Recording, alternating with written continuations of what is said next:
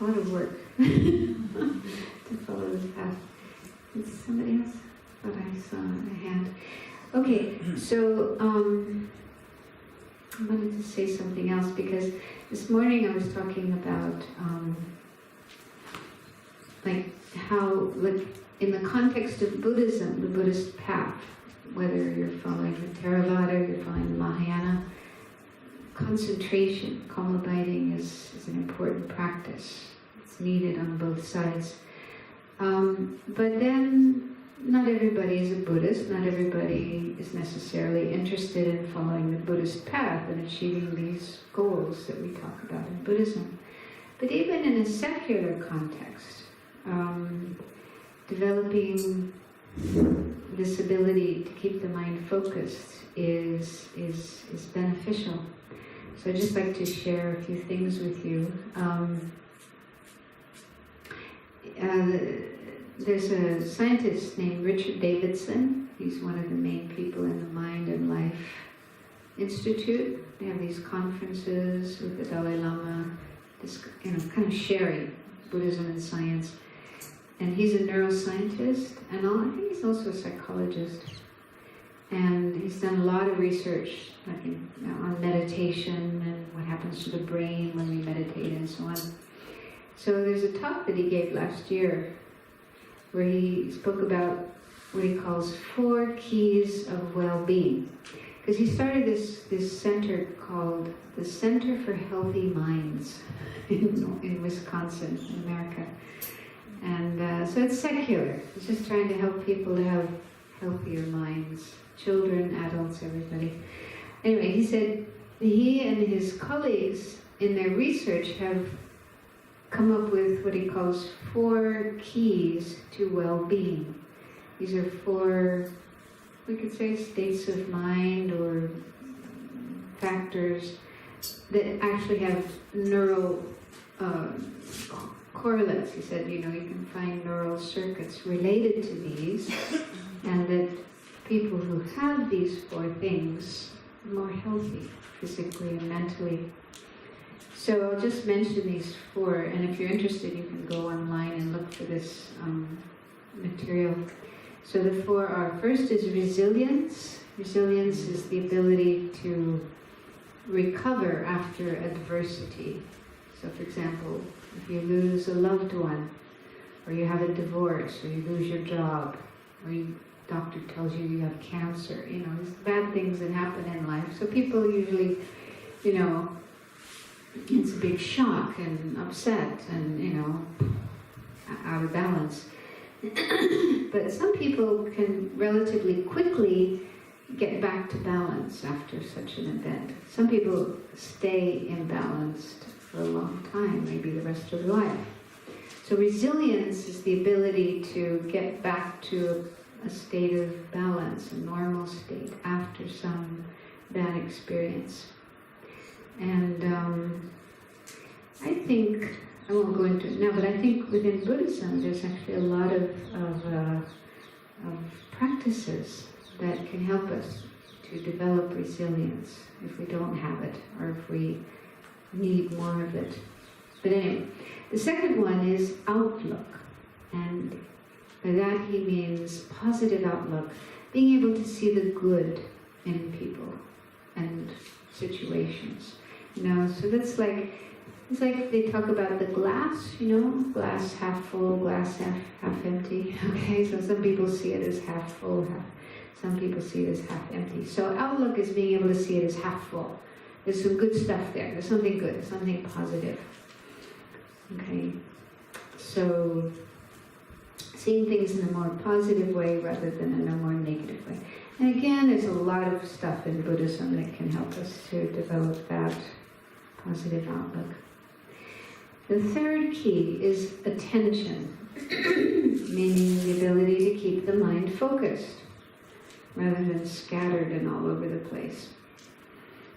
And he mentioned that there was a study done by Harvard where they studied people. They had people kind of check in with themselves, what their mind is doing, something like that.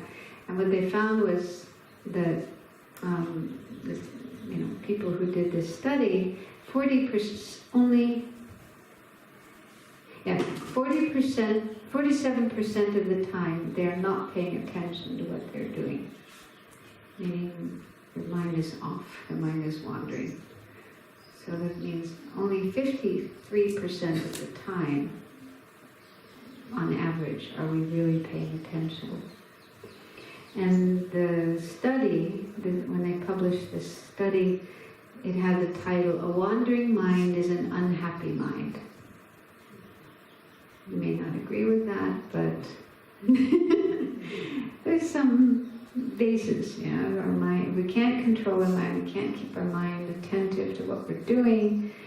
Then, of course, sometimes when the mind wanders, it goes into fantasies, sexual fantasies, or going to the Bahamas, or whatever, But lots of the time when our mind is wandering, it's unhappy thoughts, worries, anxiety, regrets, feeling bad about things that happened, worrying about things that will happen. Okay, so there's a lot of not very positive content to our distracted thoughts, and that means more unhappiness. Whereas if we're able to be more present, more attentive to what we're doing in the moment, then more happiness. So anyway, this is the idea. Attention is good for us, being able to keep our mind attentive, or present, that word presence. And definitely this is something we can improve, this practice of calm abiding. It takes some time, it takes some effort, but we can improve our attention. And if we can improve our attention, that improves our well-being. So this is entirely secular, okay? This isn't talking about attaining nirvana, attaining enlightenment, helping all sentient beings, but just the quality of your life and your health, physical and mental health. So that he's saying here that there's evidence that if you can have more attention, more presence, you're going to be healthier. You'll have greater well-being. And then the fourth of the four keys is generosity, which is connected with loving kindness. Caring about others, giving, helping, doing things. Because generosity isn't just about giving money, it can also be just giving kindness, smiling at people, helping somebody who needs help. There's different ways we can be generous, but it's definite. And this is like an immediate thing, As soon as you even have the thought, the feeling of wanting to give, wanting to help, you feel better. And when you actually do it, you definitely feel better. So it's pretty clear, pretty easy to see how that brings well-being. So anyway, the point I'm trying to make here is that there's evidence that having more attention, more presence, more awareness, more control over our mind is good for us here and now. Not even talking about these higher spiritual goals. And then also another neuropsychologist. This person is a neuropsychologist. His name is Rick Hansen. And he wrote a book called Buddha's Brain. Did anybody encounter that? Buddha's Brain. It's cute. It's a really nice book. I really enjoy it. He's a great writer. So he's a neuropsychologist. And in this book he's talking about the brain, and he's also talking about Dharma, because he's also a meditator and a teacher of meditation. So he kind of talks about Buddhist ideas without always using the jargon, but you can find in there the Four Noble Truths and the Eightfold Path and so on, related to the brain. So it's very interesting. I recommend it. And one of the things he says in there is, I mentioned it at the beginning of the last meditation, we have these two nervous systems, the parasympathetic and the sympathetic nervous system. So the sympathetic nervous system is the stress, fight or flight. That's when we're stressed, And sometimes we need to be in that mode. It's good for us. And we need, if we're being chased by a tiger, we need to be able to have that response. But many people are in that mode more than they need to be. It's not so healthy. So this other nervous system, the parasympathetic nervous system, is the rest and digest one, the relaxed mode. And we need to be in that sometimes too. So he says there's certain things we can do that activate this parasympathetic nervous system. One of which is paying attention to the body, paying attention to sensations in the body, which is what we're doing when we're doing this breathing meditation, right? So when we're doing that practice, watching our breath, watching the sensations associated with the breath, we're paying attention to bodily sensations. And that itself activates the parasympathetic nervous system, puts us into a more relaxed mode of being. So it's good for us. At least sometimes in our day, in our life, we need to do that. We need to rest and not always be active and stressed. Okay, so again, this is a secular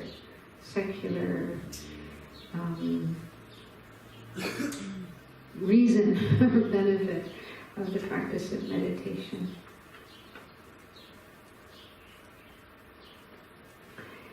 And okay, so one other thing I wanted to talk about was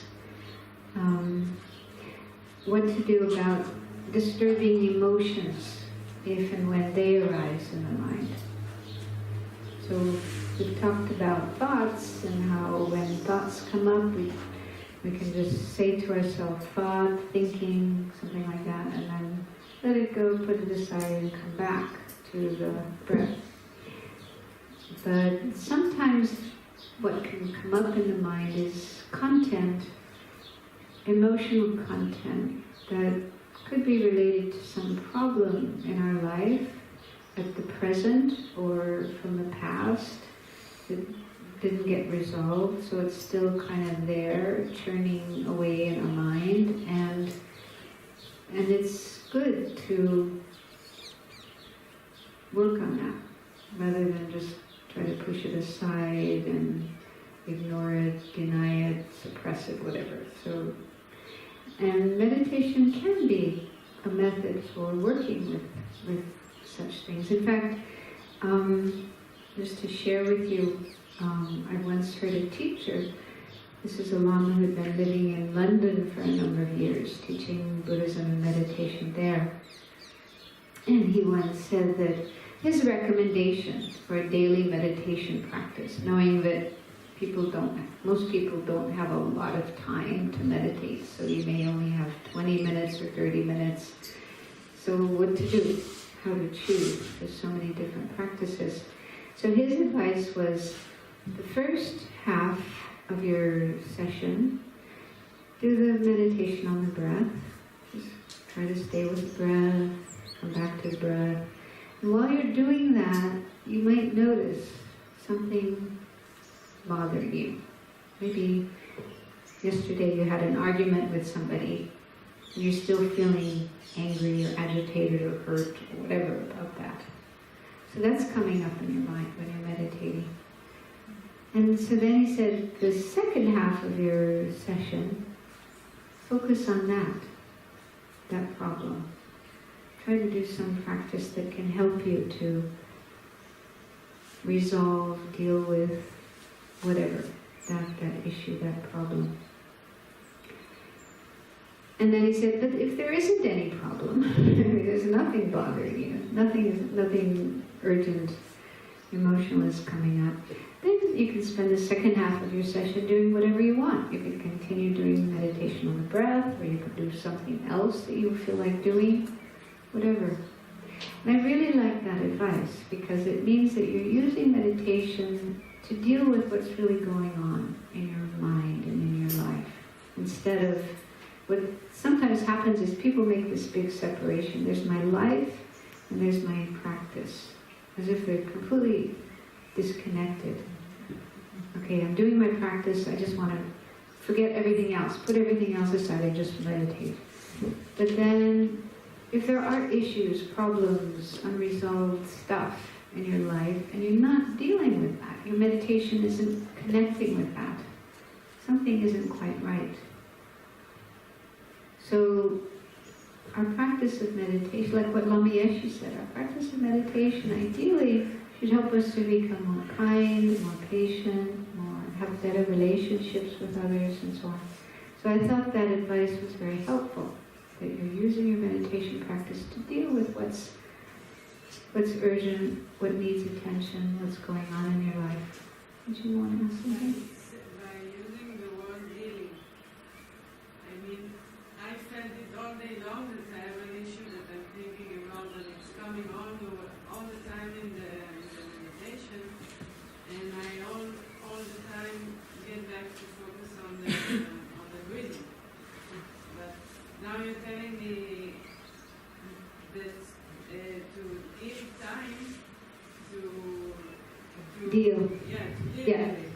So I don't. What does it mean to deal? To deal with. Think about it more. I don't know. Okay, well, that's what I'm going to talk about here. There are different ways, different methods for dealing with emotions. I mean, what I mean dealing with, I mean confronting it instead of avoiding it. Yeah? Because what we often do is we want to avoid. We don't want to deal with it. We try to run away from. A lot of people take drugs, alcohol, watch movies, do sports, anything to avoid confronting and working with and dealing with the painful emotions in your mind. So dealing with means not escaping, not avoiding, confronting. But confronting and dealing with also doesn't mean letting yourself become overwhelmed. That's another thing that happens. Once we do face an emotion, sometimes we just get totally caught up in it, and as if a tsunami wave has come and carried us away, and we're just totally, like that. Have you ever been there? Okay, well that happens too. We can't always avoid that. So the Buddhist, this is what I think, okay? It's not always expressed clearly, but my thought is the Buddhist way is somewhere in between those two. Not avoiding, but not getting totally carried away. So in the middle between those two is facing it honestly and acknowledging it, accepting it. It's there. I'm feeling angry, for example. There's anger there. Okay, what am I going to do with it? Then you work with it. You work with this emotion, this energy, to try to either let it go, get beyond it, transform it into something more positive. Now, sometimes this could take 2 minutes, sometimes it could take a lifetime. Now, really, some issues are so big, so huge, so painful. For example, I spoke to one woman who's a long-term Vipassana meditator, and she was sexually abused by her father when she was a child. So I asked her, have you managed to deal with this? And she said, I think I'm going to be dealing with this the rest of my life.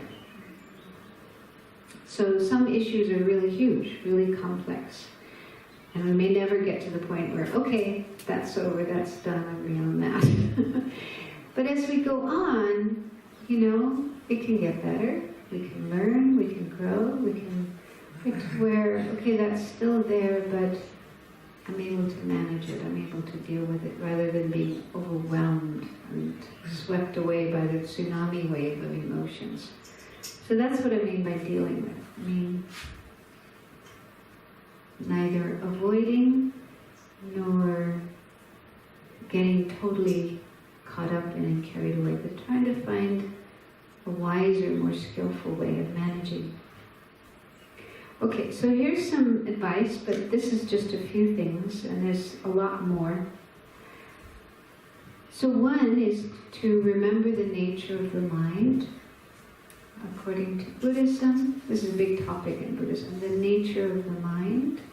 Buddhism says the nature of our mind is non-physical, non-material, clear, knowing, continuously flowing, continuously changing stream, never the same from one moment to the next. And it's basically pure. Buddhism says our mind is by nature pure, not polluted, not dirty, not crazy, not, full of delusions. It's basically clear and pure. And they use the analogy of the sky. When the sky is free of clouds, or when you go up in an airplane above the clouds, and the sky is just totally no pollution, no clouds, no birds, just vast and spacious and pure. They say our mind is similar, not exactly the same, okay, but similar to that in the sense that it's clear, pure, spacious, vast, and it's full of potential. So that's not really easy to understand, not easy to experience, but those who do, those who had this experience, who've been able to see the nature of the mind, they say that's how it is, it's like that. And then the emotions, the anger, the jealousy, the fear, the hurt, the whatever, the greed, the confusion, these are transient, transitory states of mind that come and go, are not permanent, are not always there. So they can be compared to clouds. Clouds that go through the sky. They're not one with the sky, they're not permanent parts of the sky. They arise, they're there, they pass away. So this is something we can see for ourselves. Maybe not immediately, but in time, working on the mind, working with meditation, we can get to the point where we can see thoughts or emotions, even really strong, powerful, painful emotions. We can see them arise and watch them and see them go. And the mind is still there, clear, pure. So in the beginning, even if we can't have that direct experience, if we can believe that others have had that experience and try to apply their understanding to our own mind, or just use this analogy. Just say to yourself, my mind is like the sky, and these thoughts and images and memories and emotions are clouds passing through. They're not permanent. And also, related to this is these thoughts and so forth are not me. They're just states of mind. Because what we tend to do, kind of spontaneously, is identify with everything in our mind.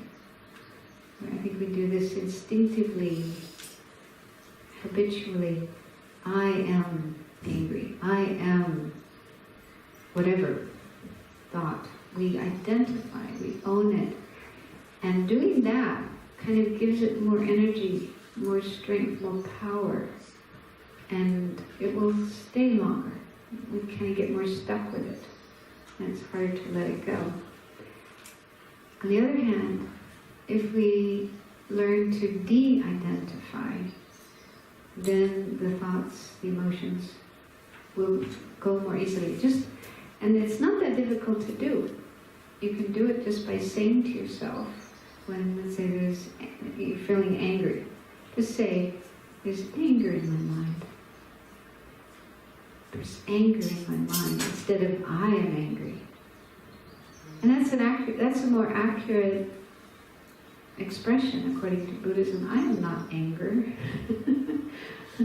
Anger is just an emotion, just a state of mind that comes and goes. It's not always there.